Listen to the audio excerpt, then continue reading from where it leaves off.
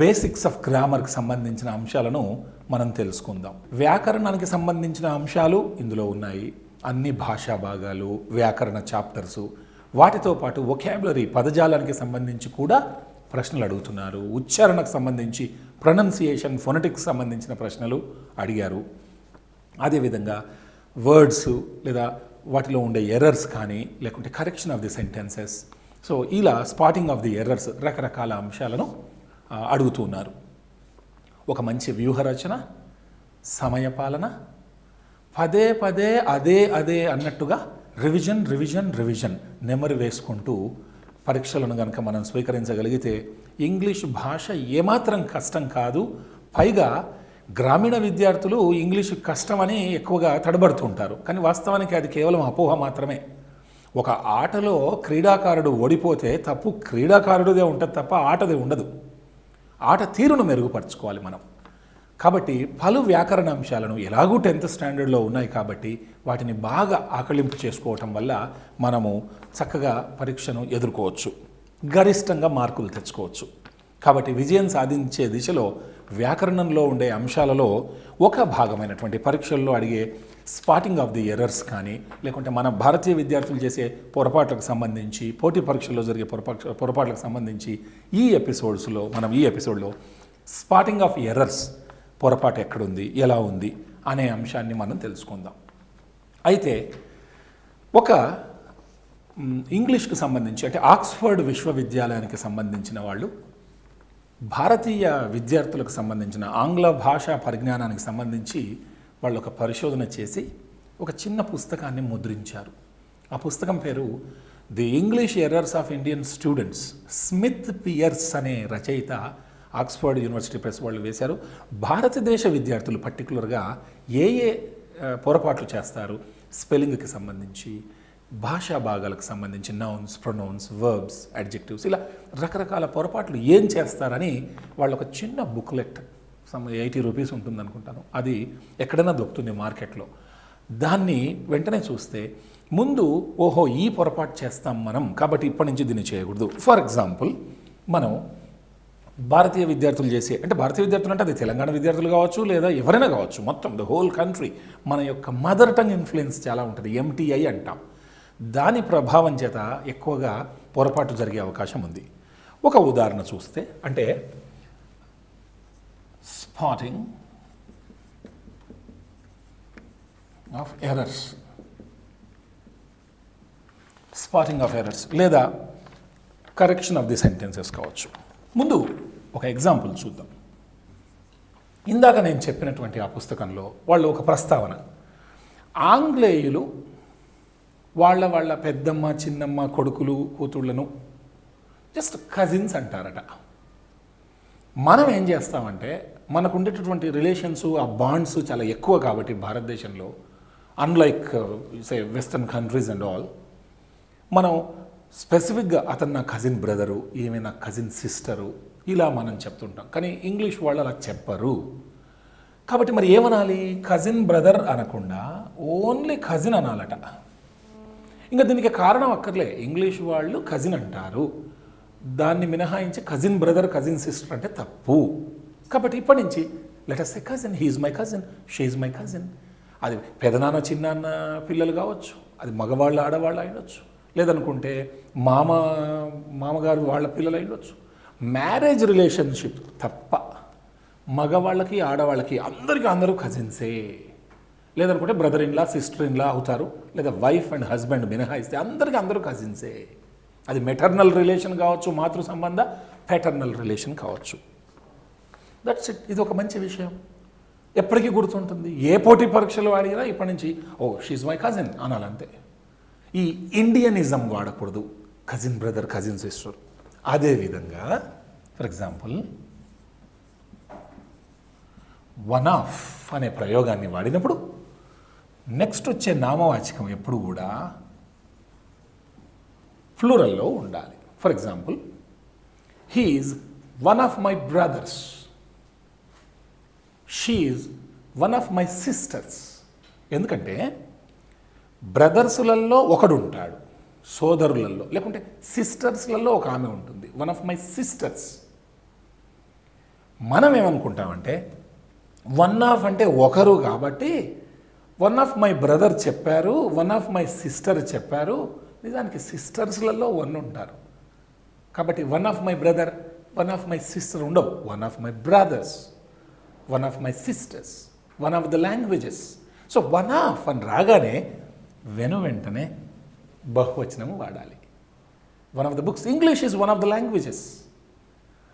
ఒకవేళ స్టార్టింగ్లోనే ఇలా వన్ ఆఫ్ అని వచ్చి ఆ తర్వాత మనం వర్బ్ కనుక వాడాలనుకుంటే ఈ వర్బ్ ఎప్పుడు కూడా సింగులర్గా ఉండాలి. ఉదాహరణకు one of the languages is English. One of the languages, మనం మాట్లాడేది ఒక భాష గురించి, భాషలలో ఒకటి అది ఇంగ్లీష్. సో వర్బ్ కూడా సింగులర్గానే వాడాలి. One of my friends comes, నా స్నేహితులలో ఒకడు వస్తాడు. One of my friends comes అంటే హీ కమ్స్ అని. ఇలా వన్ ఆఫ్ అని వాడినప్పుడు ప్లూరల్ వాడటం ఒకటి, ఆ తర్వాత వర్బు సింగులర్లో ఉండేటట్టు చూసుకోవటం ఒకటి. ఇలా 2 తప్పులు జరిగే అవకాశం ఉంది. అదే ఆర్టికల్స్ విషయంలో అయితే వన్ ఆఫ్ తర్వాత ఖచ్చితంగా ద కూడా రాస్తాం మనం. One of the books, one of the things. ఒకవేళ మై, యువర్ లాంటి పదాలు వస్తే తప్ప, one of my books, one of your books అలాంటి మై, అవర్, యువర్ లాంటి పదాలు వస్తే తప్ప ఖచ్చితంగా ద రావాలా. వన్ ఆఫ్ ద థింగ్స్ అలా. ఆ తర్వాత మనం స్టేజ్ను DAIS డేయిస్ అనాలి. చాలామంది దీన్ని పొరపాటుగా డయాస్ అంటుంటారు. అసలు అలాంటి పదమే లేదు ఆంగ్ల భాషలో. డయాస్ అన్న పదమే లేదు. I request the guest to come on to the dais అంటాం. No, it is dais. I request the guest to come on to the dais, come on to the stage. DAIS dais. So మనకేంటంటే అలవాట్లో పొరపాటుగా అలా అలవాటు అయిపోయింటుంది. అది అట్లాగే continue అవుతుంది. It becomes a habit. That's it. A wrong habit, a bad habit that can be overcome by practice, by conscious effort. కాబట్టి that's it. ఇప్పటి నుంచి డేయిస్ అందాం. అవతలి వాళ్ళు ఏమనుకుంటారు కదా, అది కరెక్ట్ కాబట్టి కరెక్ట్ చెప్పాలి అంతే. అవతలి వాళ్ళు ఏమనుకుంటారు అని చెప్పేసి తప్పు చేస్తే ఎలా? నెక్స్ట్, డిగ్రీస్ ఆఫ్ కంపారిజన్ లాంటివి వాడినప్పుడు మనం కంపారిటివ్స్ వాడతాం. ఉదాహరణకు ఫాస్ట్, ఫాస్టర్, ఫాస్టెస్ట్. కంపారిటివ్ వచ్చినప్పుడు faster than, long, longer, longest, longer than. ఇలా కంపారిటివ్ వచ్చినప్పుడు longer than, faster than, slower than ఇలా అంటాం. కొన్ని సందర్భాల్లో మోర్ బ్యూటిఫుల్ దాన్ ఇలా అంటాం. మోర్. ఎప్పుడైతే కంపారిజన్ పెద్దగా ఉంటుందో అప్పుడు దాని ముందర మనం మోర్ వాడతాం. ఇప్పుడు బ్యూటిఫుల్ ఉంది, ఆల్రెడీ బ్యూటిఫుల్లో చివరికి FUL అనే సఫిక్స్ వచ్చింది, పదం పెద్దగా ఉంది. దాన్ని కంపారిటివ్లో తీసుకెళ్తే దాని ముందు మోరు లేదా most. Beautiful, more beautiful, most beautiful అంటాం. మోరు, మోస్ట్ ఎందుకు వాడామంటే ఆల్రెడీ ఆ పదంలో చివరికి సఫిక్స్ ఉంది, ఫుల్ అనేది. ER అనేది, EST అనేది మళ్ళీ డబల్ అతికిచ్చాం. ఆల్రెడీ ఒకటి అతికిచ్చినాం కాబట్టి ప్రిఫిక్స్ వాడతాం. అలా కాకుండా ఫాస్ట్ అనే పదం ER యాడ్ చేస్తే ఫాస్టర్, EST చేస్తే ఫాస్టెస్ట్ ఇలా ఉంటాయి. అయితే చాలామంది చేసే ఒక పొరపాటు ఏంటంటే డబల్ కంపారిటివ్స్ వాడతారు. ఒక తప్పు. డబల్ కంపారిటివ్స్ అంటే he is more faster than his brother, more faster than his brother. Already faster అన్న కంపారిటివే ఉంది, మళ్ళీ దానికి మోర్ ఎందుకు? దీన్ని రిడండెన్సీ అంటాం. రిడండెన్సీ, అనావశ్యకమైనటువంటి adding extra something. It is not required. So he runs faster than his brother బాగుంది. ఒకవేళ ఈ పదం కనుక చాలా పెద్దగా ఉండి స్పెల్లింగ్ రీత్యా ఆల్రెడీ ఇక్కడ ఒక సఫిక్స్ ఉన్నప్పుడు బ్యూటిఫుల్ అనే పదం తీసుకోండి, మోర్ బ్యూటిఫుల్ అంటాం. అప్పుడు పదం పెద్దగా అయ్యే కొద్దీ. ఇంట్రెస్టింగ్, దీంట్లో ING అనే సఫిక్స్ వచ్చింది కాబట్టి interesting, more interesting, most interesting అంటాం, అంతే తప్ప ఇంట్రెస్టింగర్ ఇట్లా ఇట్లా చెప్పాం. కాబట్టి డబల్ కంపారిటివ్స్ వాడటం ఒక్కోసారి భారతీయ విద్యార్థులు చేస్తారు, ఇది తప్పు అని వాళ్ళ పరిశోధనలో వాళ్ళ పుస్తకంలో చెప్పారు. Quite interesting. ఇలా ముందు మనం చేసే మిస్టేక్స్ ఏవో చాలా ఫాస్ట్గా ఒక్కసారి చూసేసుకుంటే ఇంకా కారణాలు అక్కర్లే, టక్కన మనకు తెలిసిపోతుంది, అవి అవాయిడ్ అయిపోతాయి. ఎగ్జామినేషన్ పాయింట్ ఆఫ్ వ్యూలో చాలా మార్కులు వచ్చేస్తాయి మనకు. ఆ మాటకు వస్తే కంపారిటివే కాకుండా మనం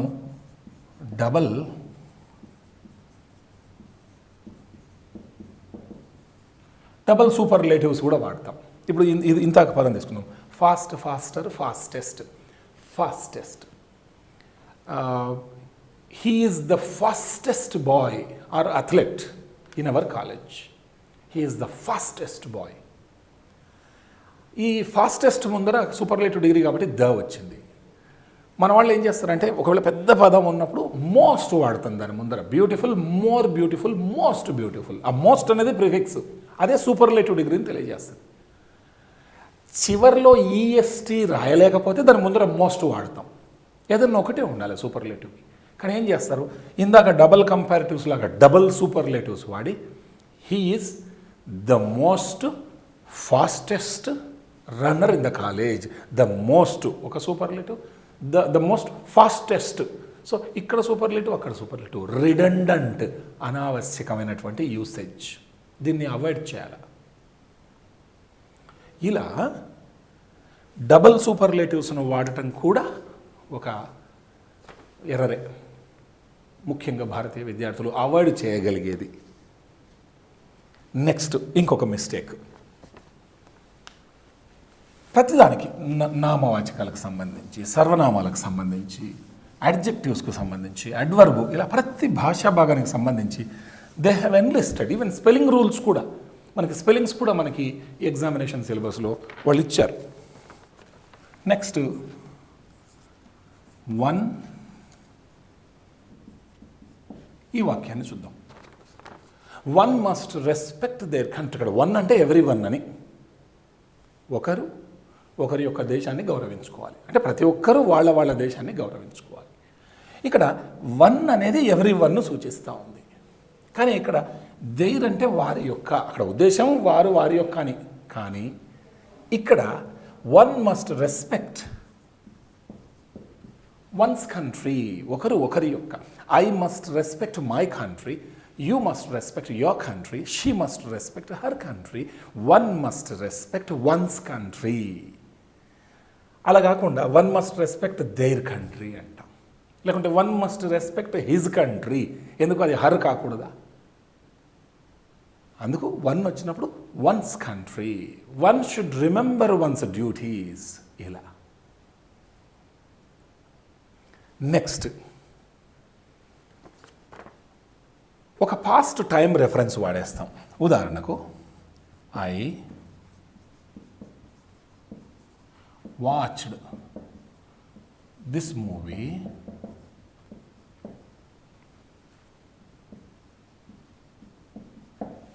బాగుంది, ఇది correct. I watched this movie yesterday. ఎక్కడైతే ఒక పాస్ట్ టైం రెఫరెన్స్ వస్తుందో అక్కడ ఓన్లీ సింపుల్ పాస్ట్ టెన్స్ వాడాలి. ఇది నియమం. సింపుల్ పాస్ట్ వాడాలంటే ఏదో ఒక few days ago, last Sunday, in 1963 something, past time reference. మనం సాధారణంగా ఏం చేస్తారు భారతీయ విద్యార్థులు చాలామంది, I have watched this movie yesterday. I have watched అంటే ప్రజెంట్ పర్ఫెక్ట్, ఇప్పుడే చూసేసా, నేను ఈ సినిమాను ఇప్పుడే నిన్న చూసిన. అదేమర్థం? సో ఐ వాచ్డ్ అని ఉండాలి. సో ప్రజెంట్ పర్ఫెక్ట్ను నెక్స్ట్ పాస్ట్ టైం రెఫరెన్స్ను కలిపేస్తాము. అలా చేయకూడదు. Just please use simple past only. కొన్నిసార్లు టెన్స్కి సంబంధించి ఏం చేస్తాం, టూ పాస్ట్ టెన్స్ సెంటెన్సెస్. నిజానికి ఒక పనిని ఒక వ్యక్తి ఇలా అనుకుందాం, సినిమా థియేటర్కి వెళ్ళాడు, టికెట్లు కొనుక్కున్నాక అతను సినిమా థియేటర్లోకి వెళ్ళి కూర్చున్నాడు. అంటే ముందు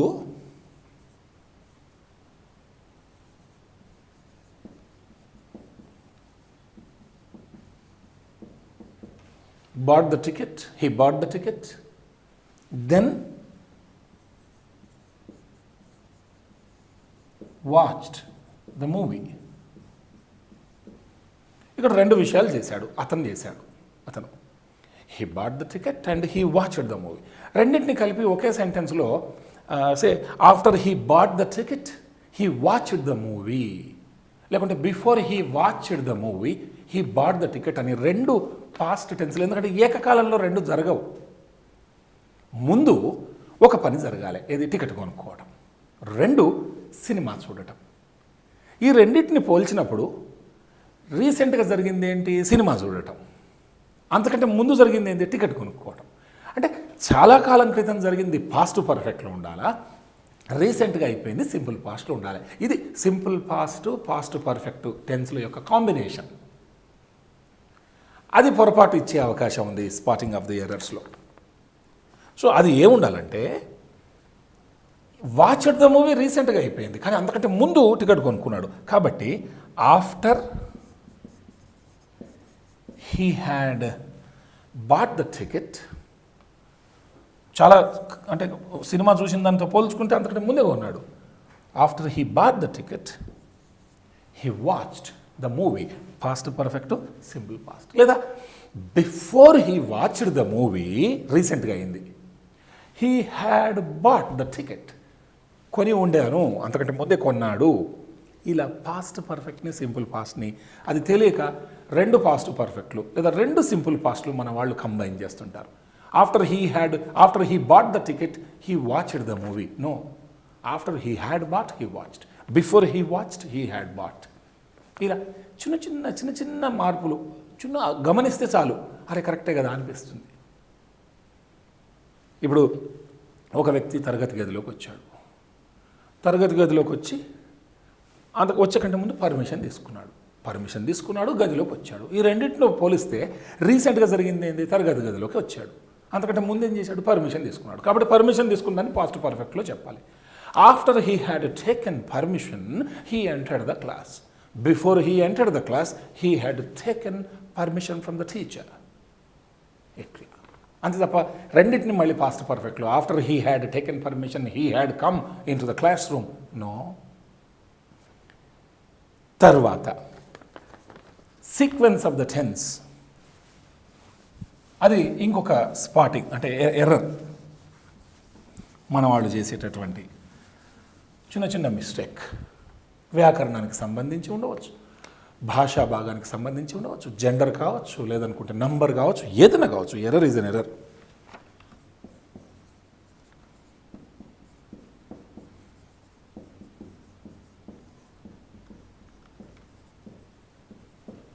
బాగా గమనించండి, ఇక్కడ రెండు వాక్యాలు ఉన్నవి. He said that he will come, ఇది రాంగ్ సెంటెన్స్. ఇక్కడ హీ సెడ్, ఇది పాస్ట్ టెన్స్, చెప్పాడు తాను వస్తానని. సో ఇక్కడ ఇది పాస్ట్ టెన్స్లో ఉన్నప్పుడు మీరు బాగా గమనిస్తే ఈ విల్ అనేది ప్రజెంట్ సహాయక క్రియ. Will, would, can, could, may, might, shall, should. చూడండి, షెల్, విల్, కెన్, మే, ఇవి ప్రజెంట్ మోడల్ వర్బ్స్. వీటికి పాస్ట్ వర్బ్స్ ఉన్నాయి. షెల్కి షుడ్, విల్కి would, can, could, may, might. So ఆ రకంగా వుడ్ అనే పాస్ట్ ఫామ్కి ఇది ప్రజెంట్ ఫామ్, అంటే ప్రజెంట్ సహాయక క్రియ. వాడేది ఫ్యూచర్ కొరకే, ఫ్యూచర్ అర్థం కొరకు వాడుతున్నాం, కానీ దాని టెన్స్ ప్రజెంటే. అందుకే ఇంగ్లీష్లో రెండే టెన్స్లు ఉన్నాయని చెప్తాం, ప్రజెంట్ టెన్స్, పాస్ట్ టెన్స్. మీరు ఏ టెన్స్ అన్నా వాడండి ఇంగ్లీష్లో, ఆ సహాయక క్రియ ఐదర్ ప్రజెంట్లోనూ ఉంటుంది, పాస్ట్లోనూ ఉంటుంది. అందుకే there are only 2 tenses in English అంటాం. సో ఇక్కడ రూల్ ఏంటంటే మిశ్రమ వాక్యాలు రాసినప్పుడు రెండు వాక్యాలలో టెన్స్ సీక్వెన్స్ సూట్ కావాలి. అంటే మొదటి వాక్యం పాస్ట్లో ఉంటే రెండో వాక్యం కూడా పాస్ట్లోనే ఉండాలి. మొదటి వాక్యం ప్రజెంట్లో ఉంటే రెండోది కూడా ప్రజెంట్లో ఉండాలి. ఫర్ ఎగ్జాంపుల్, హీ సెడ్, ఇది పాస్ట్. కాబట్టి ఇక్కడ ఈ విల్ అనే ప్రజెంట్ వర్బ్ సూట్ కాదు, వుడ్ అనేది రావాలి. సో ఈ పాస్ట్కు link. He said that he would come, తాను వస్తానని అతను చెప్పాడు.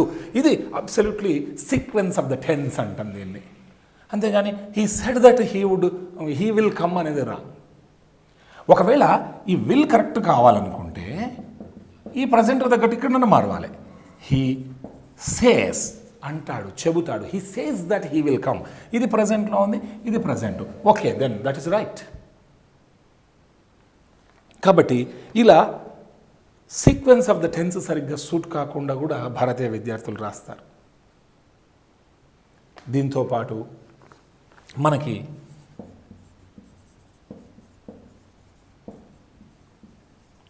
తోక ప్రశ్నలు అంటాం, క్వశ్చన్ ట్యాగ్స్. ఇవి కూడా అంటే సహాయక్రియను వాడుతూ సింపుల్గా 2 లేదా 3 పదాల్లో తోక ప్రశ్నలు వాడతాం. I'm a teacher, aren't I? She's running, isn't she? Ravi and Raju are playing, aren't they? She knows it, doesn't she? She did not come yesterday, did she? తోక ప్రశ్నలు చిట్ట చివరికి అవునా కాదా, అవునా కాదా అని చెప్పే తోక ప్రశ్నలు. క్వశ్చన్ ట్యాగ్, ట్యాగ్ ఇస్ తోక. అది మ్యాక్సిమం 3 పదాలు, మినిమం 2 పదాల్లో ఉండాలి అంతే తోక ప్రశ్న. వాక్యం ఇస్తారు, దానికి తోక ప్రశ్న రాయమంటారు. ఈ వాక్యం పాజిటివ్గా ఉంటే ట్యాగ్ నెగిటివ్లో ఉండాలి, వాక్యం నెగిటివ్లో ఉంటే ట్యాగ్ పాజిటివ్లో ఉండాలి. Sunday is a holiday, isn't it? Sunday is not a working day, is it? ఇది నెగిటివ్ ఉంటే అది పాజిటివ్. ఉదాహరణకు హీఈస్ గ్రేట్,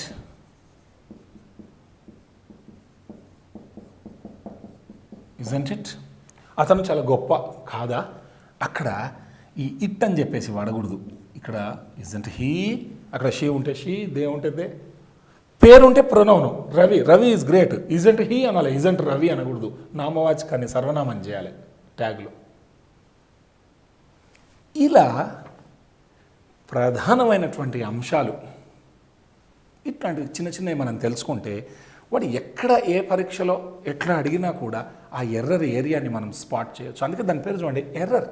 మిస్టేక్ అంటే కాస్త పెద్దది తప్పు, ఎర్రర్ అంటే చిన్న తప్పును ఎర్రర్ అంటాం. Error is very small, mistake is big, blunder is very very big. మనం ఎర్రర్స్ చేస్తుంటాం, వాటిని సవరించుకోవాలి. A good language learner unknowingly makes mistakes but knowingly corrects them, and this is a good quality of a good language learner. మంచి భాష నేర్చుకునేటటువంటి విద్యార్థి తెలియక పొరపాట్లు చేస్తాడు, తెలిసి సవరించుకుంటాడు. ఒకసారి చేసిన తర్వాత మళ్ళీ దాన్ని రిపీట్ చేయడు. కాబట్టి పొరపాటు జరగని, బట్ దాన్ని మళ్ళీ రిపీట్ చేయకుండా దాన్ని నేర్చుకొని ముందరికి వెళ్ళిపోవాలి. ఇక్కడ ఎగ్జామినేషన్ను దృష్టిలో పెట్టుకొని ఎగ్జాక్ట్లీ పరీక్షలో ఎలా అడగవచ్చు అనుకునే ఇంకొన్ని ఉదాహరణలు ఇక్కడ ఉన్నాయి. For example,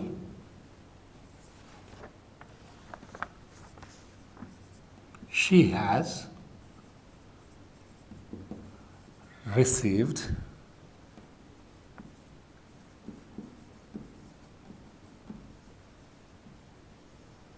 no other message than an urgent telegram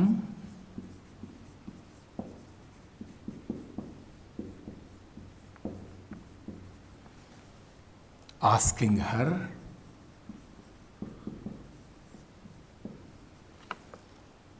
to rush village soon.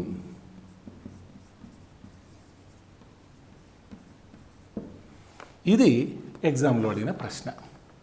ఇందులో వాళ్ళు ఏం చేశారు, asking her to rush village soon అని అండర్లైన్ చేశారు.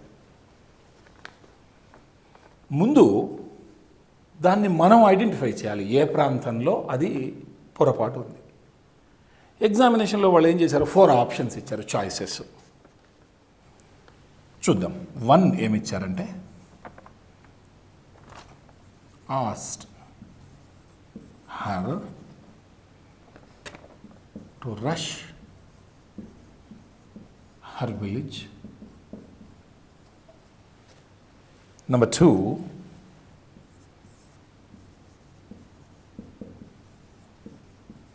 asking her to have to her village. 3,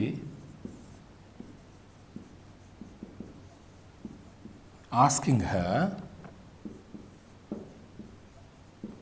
to rush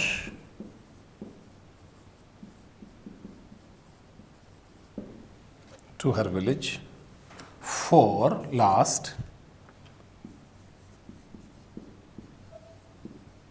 asking her, rushing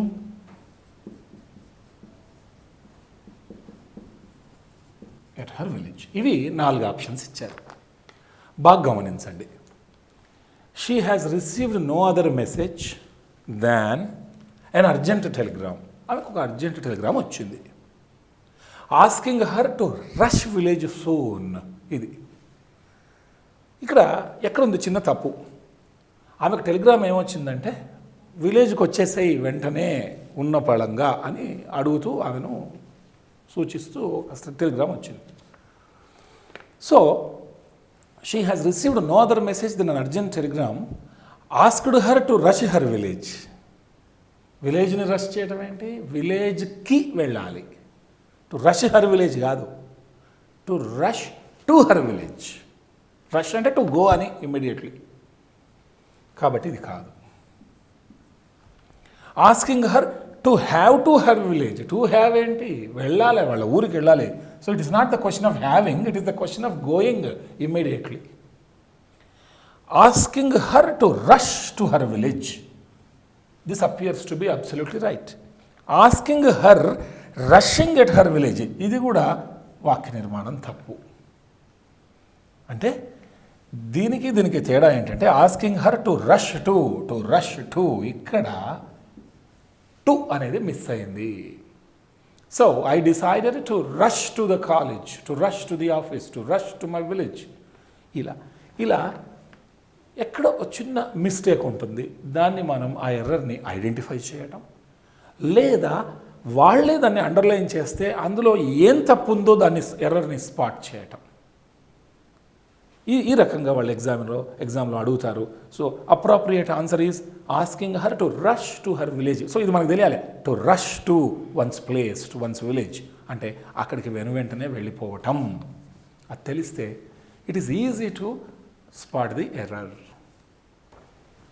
Number 2,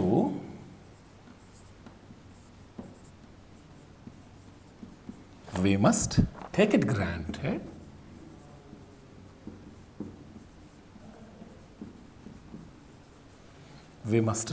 granted that Mr. Venu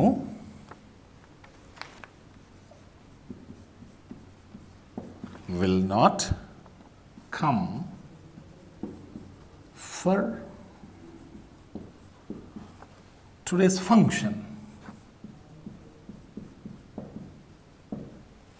Read this. We must take it granted that Mr. Venu will not come for today's function. ఇచ్చినటువంటి 4 options చూద్దాం.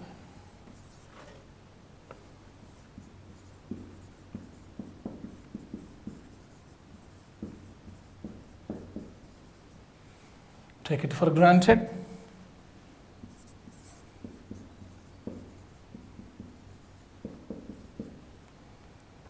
Taking it granted.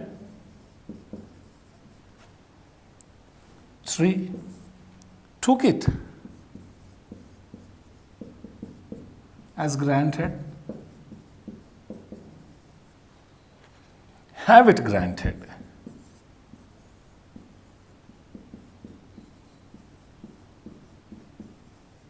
ఇవి 4 options ఇచ్చారు. ముందు మన నిత్య జీవితంలో వినే ఒక ఇంపార్టెంట్ ఫ్రేజ్ ఏంటంటే, అంటే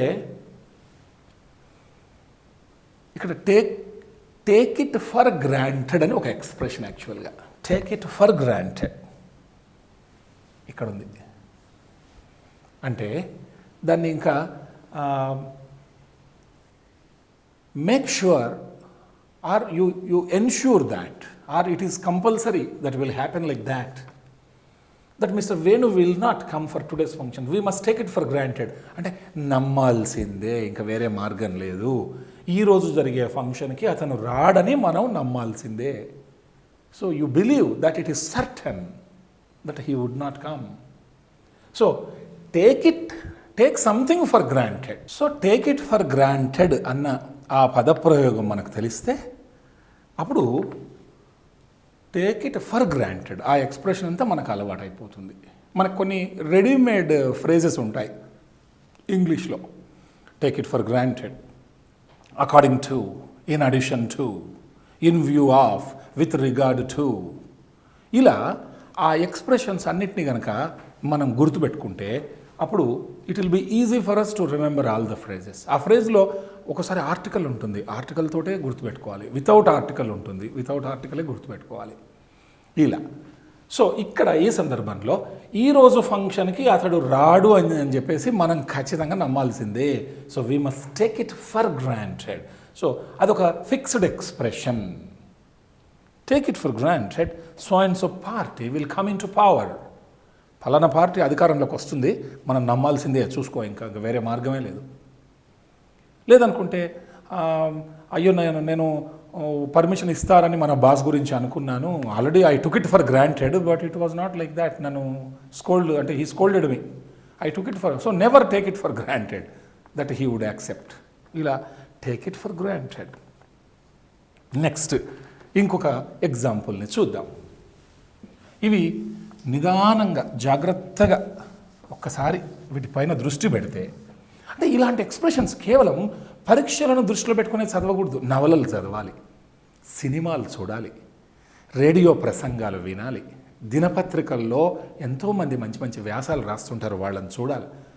ఎప్పుడు మన స్టైల్లోనే ఉండాలని కాదు, కొత్త కొత్త స్టైల్స్ని గమనించాలి. అవతలి వాళ్ళు ఎలా ఎక్స్ప్రెస్ చేస్తున్నారు. Let light and knowledge come and let it be spread in all the directions. Let knowledge come from all directions. జ్ఞానం అనేది అన్ని దిశల నుంచి ప్రసరించాలి ప్లస్ ప్రవహించాలి, అన్ని వైపులకు వెళ్ళిపోవాలి. కాబట్టి it is very important on our part to be very observant while people speak, how they speak, how they pronounce, and what are the things that they are, the kinds of things, the mannerisms, the mannerisms that they show. All these things we must be very keen. We should keep an eye on them so that language becomes a habit, and any competitive examination will be able to take it easily. So I'm sure you please focus on and have a positive mindset, and you will definitely make a mark, and getting a job or qualifying in this TGT or PGT will be a simple task to really those who work hard in a systematic way. Next example ఏంటంటే చూద్దాం. 3. The flight will leave at 9:30 p.m. We have been ready by 6:30 p.m.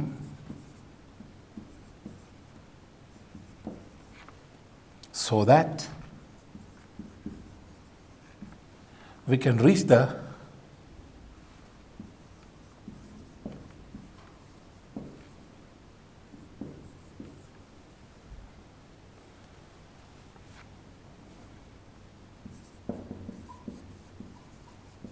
airport in time. The flight will leave at 9:30 p.m. We've been ready by 6:30 p.m. so that we can reach the airport in time. అక్కడ ఏ options ఇచ్చారంటే 1 were, must be, 3 are, 4 should have. అంటే ఇక్కడ ఏంటంటే 9:30కు విమానం బయలుదేరుతుంది, మనం 6:30 లోపల సిద్ధం కావాలి, సో దట్ విమానాశ్రయానికి ఇన్ టైంలో చేరుకుంటాము. కాబట్టి అలా చేరుకోవాలి అంటే మనం 6:30 కల్లా ఖచ్చితంగా సిద్ధమై ఉండాలి, లేకుంటే లేట్ అయిపోతుంది, ఫ్లైట్ మిస్ అవుతుంది. సో ఇక్కడ the flight will leave at 9:30 p.m. We have been ready అంటే ఆల్రెడీ రెడీ అయిపోయాము అని అర్థం. We have been ready by 6:30 p.m. So that we can reach. అంటే ఇక్కడ ఆల్రెడీ వాళ్ళే మనకేమి ఇచ్చారంటే దీన్ని అండర్లైన్ చేశారు, అక్కడ పొరపాటు ఉంది అని చెప్తున్నారు. అక్కడ చెప్పిన దీంట్లో ఏది సరి అయింది సూచించమని మనల్ని అడుగుతున్నారు. So we have been ready by 6:30 అంటే ఇంకా 6:30 టైం కాలేదు, 9:30 కాలేదు, అంతకంటే ముందే మాట్లాడుకుంటున్నారు. ఇది సాయంత్రం 6:30 కూడా కాలే. అంటే 6:30 కల్లా మనం సిద్ధం అయి ఉండాలి, సో దట్ 9:30 ఫ్లైట్కు మనం విత్ ఇన్ ద టైం చేరుకుంటాం అని వీళ్ళు ముందే ప్లాన్ వేసుకుంటున్నారు.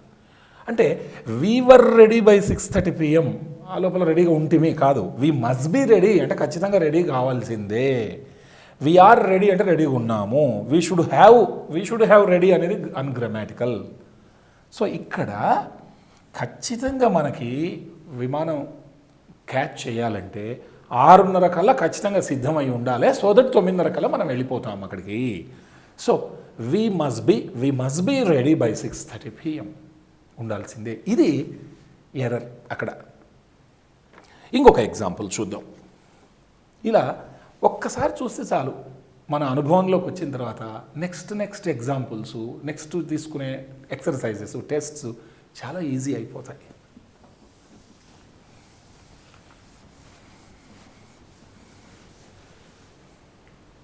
Spotting of the errors. Number 4. John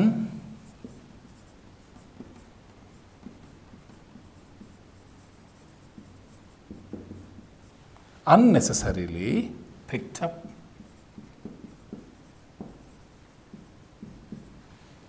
a quarrel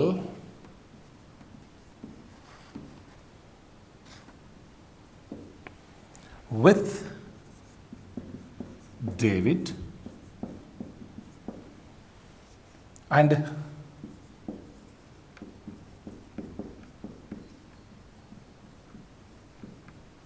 ఇది ఇచ్చిన వాక్యం. John unnecessarily picked up a quarrel with David and left the party. అనవసరంగా డేవిడ్తో గొడవ పడ్డాడు, పార్టీ మధ్యలోంచి వెళ్ళిపోయాడు. అయితే ఇక్కడ ఇది అండర్లైన్ చేశారు వాళ్ళు, unnecessarily picked up. సో ఇక్కడ ఇచ్చిన options has picked up,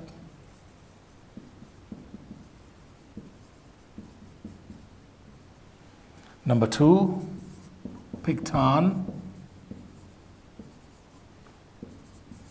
3 picked, 4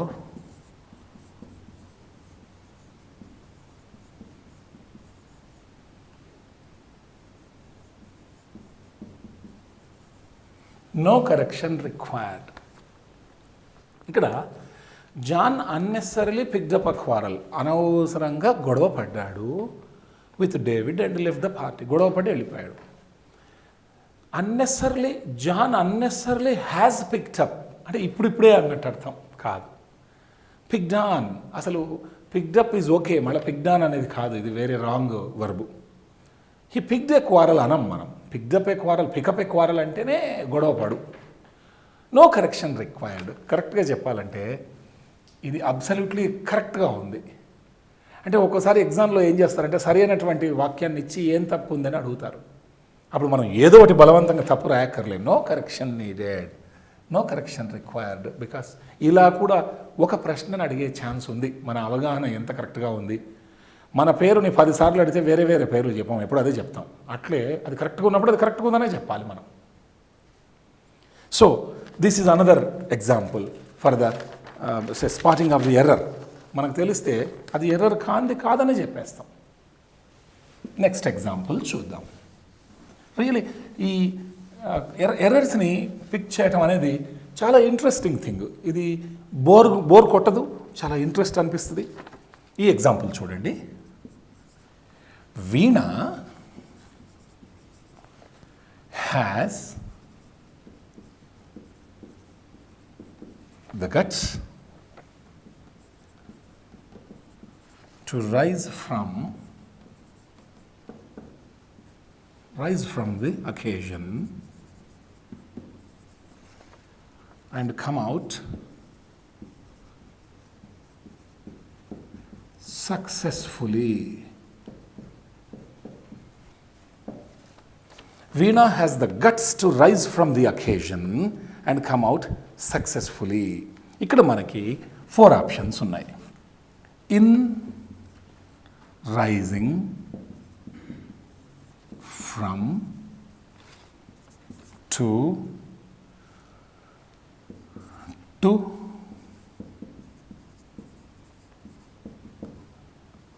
rise against RAISE 3 to rise against 4 to rise 2. ఇది అండర్లైన్ చేశారు వాళ్ళు already. Veena has the guts to rise from the occasion and come out successfully.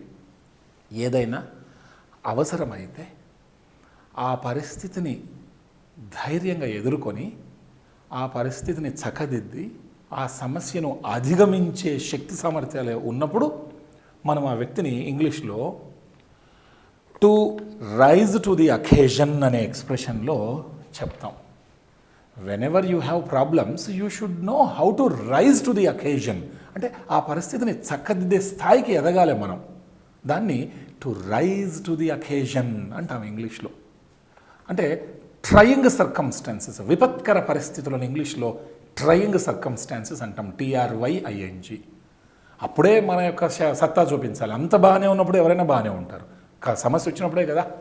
కాబట్టి ఇక్కడ వీణకి అంటే పరిస్థితి ఎదురైనప్పుడు అవసరమైతే ఆ స్థాయికి ఎదురే అంటే ధీమంతురాలు, శక్తిమంతురాలు ఆమె. And she is able to come out. కాబట్టి ఇక్కడ to rise to the occasion అనేటటువంటి ఎక్స్ప్రెషన్ మనకు తెలిస్తే మిగతా అన్నీ తప్పు. In rising from to, rise against, rise, ఇవన్నీ తప్పు. So this is the right answer. So ఇలాంటి ఎక్స్ప్రెషన్స్ మనకు తెలిసి ఉండాలి. ఇంకొక ఎగ్జాంపుల్ చూద్దాం. దే ఆర్ వెరీ, ఒక్కొక్క వాక్యంలో మనకు ఒక్కొక్క ప్రధానమైనటువంటి అంశం, ఎక్స్ప్రెషన్స్ ఎవ్రీడే లైఫ్లో భాషను ఎలా వాడతాం. అందుకే వార్తాపత్రికలు చదవాలి, లేకుంటే మంచి మంచి ప్రోగ్రామ్స్ చూడాలని చెప్పడం. Number 6, he need not offer any explanation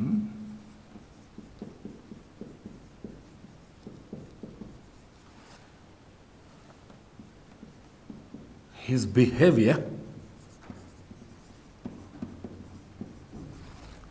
is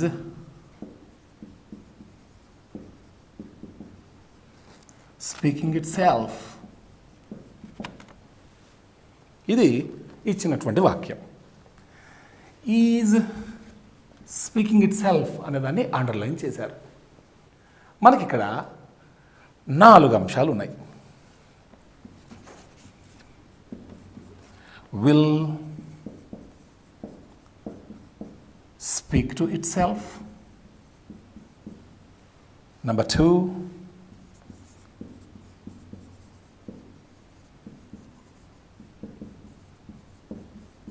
speaks for itself. 3,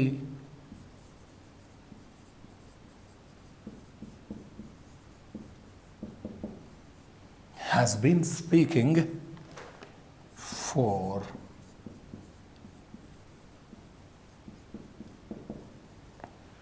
no correction. అయితే ఒక్కొక్కసారి మనం అంటాం hour actions should speak louder than our words అని. అంటే మన చేతలు, మాటల కంటే మన చేతల ద్వారా మనం చూపించాలి.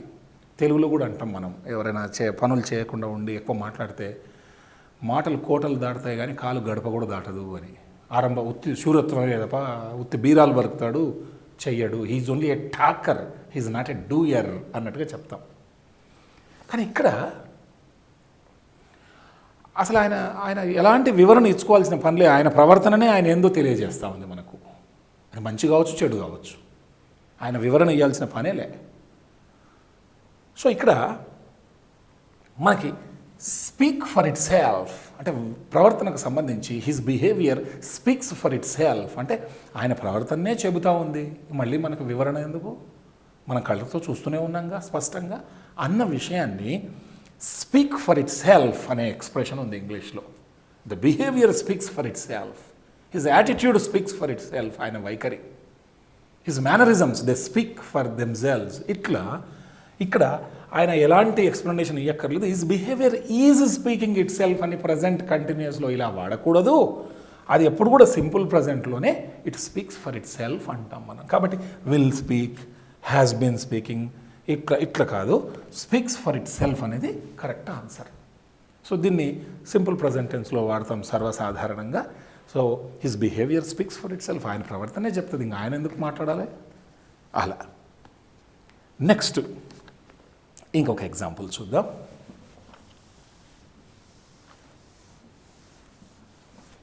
చాలా ఇంపార్టెంట్ ఆస్పెక్ట్ మనకి ఈ కరెక్షన్స్ని చూడటం, లేకుంటే ఎర్రర్ని స్పాట్ చేయటం అనేది చాలా ప్రధానమైనటువంటి అంశం. అందుకే అంటే సమగ్రంగా వ్యాకరణం మీద పట్టు ఉంటే తప్ప, అన్ని భాషా భాగాల మీద, భాష మీద ఒక రకమైన పట్టు ఉంటే తప్ప ఎక్కడ మిస్టేక్ ఉంది, నామవాచకమా, సర్వనామమా, అడ్జెక్టివా, అడ్వర్బా, కంజంక్షన్, ప్రెపోజిషన్, ఇంటర్జెక్షన్, ఎక్కడ ఇడియం, ఫ్రేజల్ వర్బ్, ఏ రకం స్టైల్లో తప్పు ఉందా, యూసేజ్లో తప్పు ఉందా, గ్రామర్లో తప్పు ఉందా, ప్రొనౌన్సియేషన్లో తప్పు ఉందా, ఇలా ఏది ఇంతకు మిస్టేక్ ఏందనేది గుర్తుపెట్టాలి. ఇప్పుడు శ్రీధర్ కుడ్ రీచ్డ్, ఇది అండర్లైన్ చేశాడు, by now. If he had gone by taxi. ట్యాక్సీలో కనుక వెళ్ళి ఉంటే ఇప్పటికల్లా చేరి ఉండేవాడు గమ్యస్థానానికి. ఇది ఉద్దేశం. వాళ్ళు ఇచ్చిన ఆప్షన్స్ ఏంటంటే could reach, reached,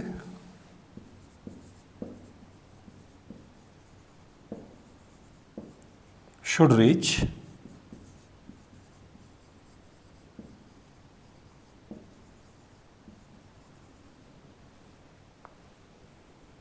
could have reached. ఇలా 4 ఆప్షన్స్ ఇచ్చారు.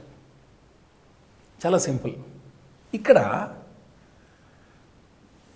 మనకి కుడ్ రీచ్డ్, అసలు ఇది రాంగ్ గ్రామర్. యాక్చువల్గా అది కుడ్ రీచ్ అని ఉండాలి కనీసం. ఈ కుడ్ వచ్చిన తర్వాత ఫస్ట్ ఫామ్ ఉండాలి, వర్బ్ ఇలా ఈడీ ఉండకూడదు. If he had gone by taxi, ఇక్కడ పాస్ట్ పర్ఫెక్ట్ వచ్చింది, తెలిసిపోతుంది. ఒకవేళ తాను గనక ట్యాక్సీలో వెళ్ళి ఉండినట్లయితే ఈజీగా ఇప్పటికల్లా చేరి ఉండేవాడు గమ్యస్థానానికి. కాబట్టి ఇక్కడ పాస్ట్ పర్ఫెక్ట్ ఉన్నందుకు ఇక్కడ కూడా పాస్ట్ వర్బ్తో పాటు ఇక్కడ పర్ఫెక్ట్ రావాలి. అంటే పాస్ట్ వర్బ్ అంటే ఇక్కడ కుడ్ 2 ఉన్నాయి, షుడ్ కూడా ఉంది. ఇక్కడ మనకి కుడ్ అనే వర్బ్ కాబట్టి మనకు 2 క్లూస్ కుడ్ అని. పర్ఫెక్ట్లో ఉండాలంటే have. Next past participle. Sridhar could have reached by now, he could have reached by now if he had gone by taxi. ఒకవేళ ట్యాక్సీలో కనుక వెళ్ళి ఉండింటే ఇప్పటికల్లా చేరుకోగలిగి ఉండేవాడు. సో కుడ్ హ్యావ్ రీచ్డ్, అప్పుడు could have reached past perfect, past helping verb perfect, past perfect, past perfect. దీన్ని impossible condition అంటాం. మనకి కండిషన్స్లో వస్తుంది, మనం డిస్కస్ చేద్దాము. Probable condition, possible condition, impossible condition అని మనకి 3 కండిషన్స్ ఉంటాయి. ఒకవేళ ట్యాక్సీలో వెళ్ళి ఉండింటే ఇప్పటిదాకా చేరుకొని ఉండగలిగేవాడు, ఇది ఇంపాసిబుల్ కండిషను. పాస్ట్ పర్ఫెక్ట్లో ఒక వాక్యం ఉంటే పాస్ట్ పర్ఫెక్ట్ అంటే పాస్ట్ మోడల్ వర్బ్తో పర్ఫెక్ట్లో ఉండటం ఇంకొక ఎగ్జాంపుల్ అన్నమాట. తర్వాత ఇంకొక ఎగ్జాంపుల్ చూద్దాం. ఈ ఎగ్జాంపుల్ని, ఇంట్రెస్టింగ్ ఎగ్జాంపుల్ చూద్దాం. 8. Last year their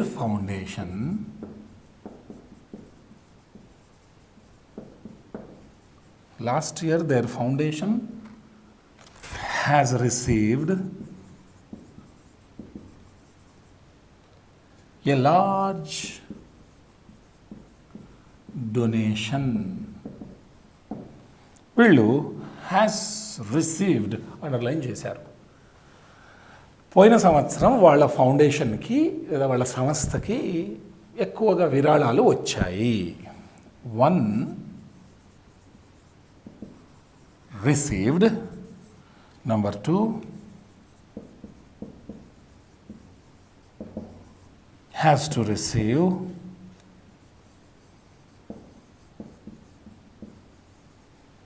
Had received.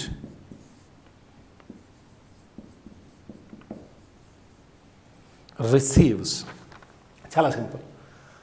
Last year అని ఆల్రెడీ పాస్ట్ టైం రెఫరెన్స్ చెప్తున్నారు. మనం ఆల్రెడీ తెలుసుకున్నాం పాస్ట్ టైం రెఫరెన్స్ ఏదున్నా సింపుల్ పాస్ట్ తప్ప వేరే రాకూడదు అని. So last year there foundation has received, ఇది ప్రజెంట్ పర్ఫెక్ట్లో ఉంది. మనకు కావాల్సింది సింపుల్ పాస్ట్.